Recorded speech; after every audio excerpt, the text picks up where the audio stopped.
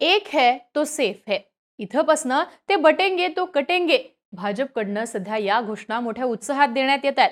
आजच्या सगळ्याच वर्तमानपत्रांमधनं भाजपनं एक है तो सेफ है असा नारा दिलेला आहे. काही दिवसांपूर्वी मोदींनी आपल्या सभेतनं हा मूलमंत्र दिला होता.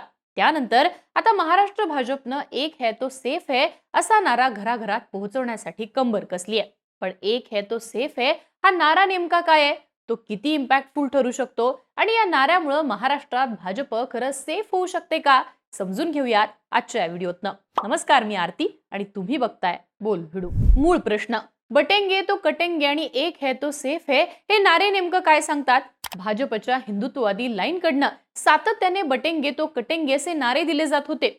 उत्तर भारतात मुस्लिम विरोधात हिंदुत्ववादी राजकारणामध्ये हिंदू जातीच्या आधारावरती वेगळे झालो तर मुस्लिम समाज आक्रमक होईल असं नरेटिव्ह तयार केलं गेलं किंवा केलं जात आहे. आणि याच आधारावर महाराष्ट्रात सुद्धा पंतप्रधान नरेंद्र मोदींनी जातीच्या आधारावर वेगवेगळं होणाऱ्या लोकांसाठी एक है तो सेफ है असा नारा दिलाय. जातीच्या आधारावर वेगळं पडल्यास धर्माच्या आधारावर विभागलं जाण्याची भीती ही व्यक्त करण्यात आली आहे आणि त्यातूनच हिंदू म्हणून एक है तो सेफ है असा नारा देण्यात आलाय किंवा दिला जातोय. अर्थात भाजपचं नेतृत्व हे सातत्याने करत असलेला वोट जिहादचा आरोप, जातीय आधारांवर होत असलेलं मतदान या सगळ्या गोष्टींना योग्य पद्धतीनं टॅकल करण्यासाठी मुस्लिम विरोधातून भाजपने एक है तो सेफ है असा नारा दिल्याचं बोललं जात आहे. आता येतो आपला पुढचा मुद्दा, तो म्हणजे एक है तो सेफ है या वाक्यामुळे भाजप काय फायद्यात जाऊ शकते. तर भाजपला पहिला फायदा होताना दिसू शकतो, तो म्हणजे जातीय फॅक्टरला टॅकल करणं भाजपसाठी सोपं होऊ शकतं. मराठा आंदोलन आणि जरांगे फॅक्टरच्या पार्श्वभूमीवर भाजप अडचणीत आल्याचं दिसतं. जरांगे पाटलांची मागणी ही ओबीसी प्रवर्गातनं आरक्षणाची आहे, तर ओबीसी प्रवर्गातल्या जातसमूहांना मराठा समाजाच्या समावेशाची भीती वाटतेय. जरांगे पाटलांची मागणी मान्य केली तर ओबीसी समाज दुरावण्याची भीती आणि अमान्य केली तर मराठा दुरावण्याची भीती या दुहेरी कात्रीत भाजप सापडली आहे. त्यातच मराठा आरक्षणासाठी फडणवीसांचा पर्यायाने भाजपचा विरोध असल्याची टीका सातत्याने मनोज जरांगे पाटील करतायत. फक्त मराठा फॅक्टर दुरावण्याची भीती भाजपला नाहीये, तर ठिकठिकाणी असणारे जातसमूह जातीच्या आधारावर भाजपच्या विरोधात जाताना दिसायला लागले. धनगर समाजातनं सुद्धा एसटी प्रवर्गात समावेश करण्याची मागणी अनेक दिवसांपासून राहिलेली आहे. तर कुणबी, तेली, कोमटी या जातसंघर्षात कुणबी समाज भाजपपासून दुरावताना दिसू लागलाय. कोकणामध्ये कुणबी, मराठा, ओबीसी, मराठवाड्यात धनगर, वंजारी, मराठा हा जातसंघर्ष, तर पश्चिम महाराष्ट्रातल्या पॉकेट्समध्ये ओबीसी मराठा यांसहित धनगर मराठा, लिंगायत मराठा, माळी मराठा असे जातसंघर्ष उफाळून यायला लागले. अर्थात या जात समीकरणांमध्ये प्रत्येक जातीला खुश करणं कोणत्याही सत्ताधारी पक्षाला जमू शकणार नाही अशी वस्तुस्थिती आहे. अशा वेळी जातीय फॅक्टरवर इलेक्शन झाली तर कुठलाही एक जातसमूह भाजपला थेटपणे वजाच करावा लागतो. मागच्या लोकसभा निवडणुकीत थेटपणे ओबीसी धार्जिणी भूमिका घेऊन मराठा दुरावला तरीही ओबीसी एक जातसमूह म्हणून पक्षाच्या मागे राहील अशी धारणा भाजपची होती. पण निकालानंतर मात्र ती फोल ठरलेली दिसून आली. जरांगे फॅक्टर मधनं मराठा समाजाचं ध्रुवीकरण झालं तरी ओबीसी समाजाचं ते होण्यासाठी ओबीसी अंतर्गत असणाऱ्या जातसमूहांचा एकमेकांसोबत असलेला अंतर्गत संघर्ष सुद्धा आहे.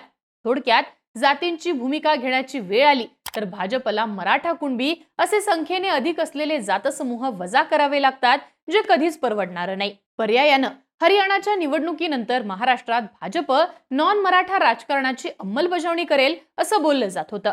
पण त्याच वेळी महाराष्ट्रात नॉन मराठा राजकारण हे विजयाचे सूत्र होऊ शकत नाही, हे सुद्धा राजकीय विश्लेषकांचं मत आलं.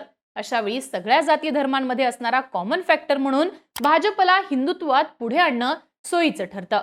हिंदू मराठा, हिंदू धनगर अशा अनेक सूत्रांसोबत बौद्ध समाजातनं विरोध स्वीकारताना हिंदू दलितचं नरेटिव्ह सुद्धा भाजपसाठी फायद्याचं ठरू शकतं. थोडक्यात जातीय फॅक्टरला टॅकल करायचं असेल तर हिंदुत्वाशिवाय तिसरा पर्याय आज तरी भाजप समोर दिसत नाही असं म्हणता येतं.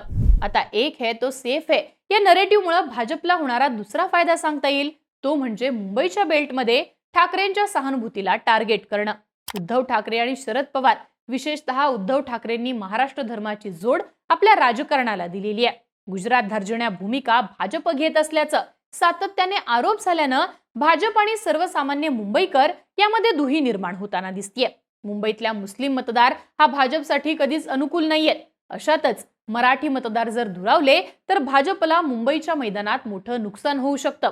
एकनाथ शिंदेंना सोबत घेण्याची खेळी भाजपनं केली असली तरी सुद्धा ठाकरेंचा मराठी म्हणा आवश्यकता मराठी मतांचा पाठिंबा भाजपला मिळवून देत नसल्याचं दिसून आले. अशा वेळी मुंबईच्या मैदानात हिंदुत्वाचं नरेटिव्ह मोठं झालं तर मराठी मतांचं विभाजन भाजपसाठी सोपं ठरतं.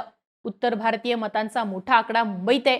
अशा वेळी उत्तर भारतीय बहुसंख्येने असलेले निर्णायक मतदार भाजपला हिंदुत्वाच्या फॅक्टरवर स्वतःकडे खेचून घेता येतात. राहिलेल्या मराठी बहुल मतदारसंघात हिंदुत्वाचा फॅक्टर वर्कआउट झाला तरच मराठी मतांचं विभाजन होऊ शकतं याची जाणीव भाजपला आहे. अर्थात याच राजकारणातनं लोकसभेनंतर उद्धव ठाकरेंवर मोठ्या प्रमाणात मुस्लिम धार्जिणं राजकारण करतायत असे आरोप भाजपकडनं झाल्याचं दिसतं. मुस्लिम आणि दलित मतदार भाजपपासून एकतर्फी दुरावत असतील तर सध्या तरी भाजपला हिंदुत्वाचा एकमेव फॅक्टर आपल्याला तारू शकतो असं चित्र दिसतंय. एक है तो सेफ है या नरेटिव्हमुळे भाजपला होणारा तिसरा फायदा म्हणजे मतांच्या टक्क्यांमध्ये वाढ करणं. पक्षफुटीचं नरेटिव्ह, अजित पवारांना सोबत घेणं अशा बऱ्याच गोष्टी भाजपच्या पारंपरिक मतदारांना खटकल्याचं बोललं जातं. त्यामुळेच भाजपचा पारंपरिक मतदार मतदानापासून दूर राहिल्याचं सांगितलं गेलं. प्रत्यक्षात नरेंद्र मोदींसाठी मतदान करण्याची वेळ आलेली असताना सुद्धा हा मतदार मतदानासाठी बाहेर पडला नाही, ज्याचा तोटा भाजपला सहन करावा लागला असं चित्र दिसलं. अर्थात याच मतदारांना पुन्हा आकर्षित करण्यासाठी हिंदुत्वाचा नारा देणं भाजपसाठी गरजेचं ठरताना दिसतंय. भाजपचा पारंपरिक मतदार शांत राहिला तर वोट जिहादच्या माध्यमातून भाजपचा एक प्रकारे हिंदुत्वाच्या मुद्द्यावर पराभव होत असल्याचं नरेटिव्ह भाजपनं लोकसभेतल्या पराभवानंतर कोर मतदारांपर्यंत पोहोचवलेलं आहे. संघासोबत असणारं ट्युनिंग जमवत आणलंय. भाजपनं ही गोष्ट या माध्यमातून साध्य केल्याचं दिसतं. थोडक्यात भाजपच्या बऱ्याच जागा या 2 ते 4-5 टक्क्यांच्या फरकानं पराभूत झाल्या. अशा वेळी मतदानाचा टक्का वाढवणं, आपल्या मूळ मतदारांना आकर्षित करणं या गोष्टी भाजप हिंदुत्वाच्या नरेटिव्ह मधनं उभा करू शकतो असा समज भाजपचा हायकमांड आणि संघाचा असल्याचं सांगण्यात येतं. अर्थात या 3 गोष्टींच्या आधारावर एक है तो सेफ है असं नरेटिव्ह समोर आणलं जात असलं तरी सुद्धा भाजप यामध्ये 100% यशस्वीच होईल असं म्हणता येत नाही.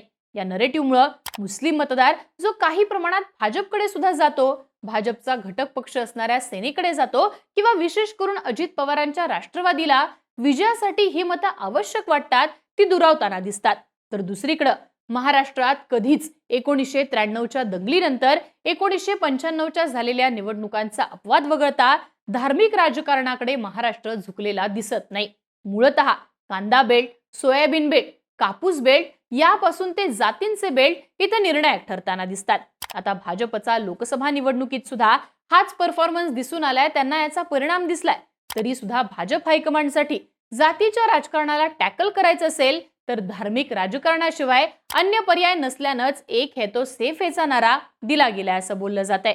20 नोव्हेंबरच्या रात्री मतदानाचा ट्रेंड आणि 23 नोव्हेंबरच्या रात्री फायनल निकाल हाती आल्यानंतरच एक है तो सेफ हेचा नारा किती यशस्वी ठरला हे सांगता येईल.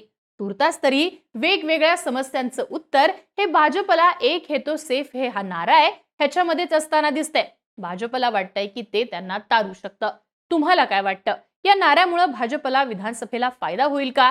याबद्दलची तुमची मतं कमेंट बॉक्समध्ये लिहून नक्की कळवा आणि बोलभिडूच्या YouTube चॅनलला नक्की सबस्क्राईब करा.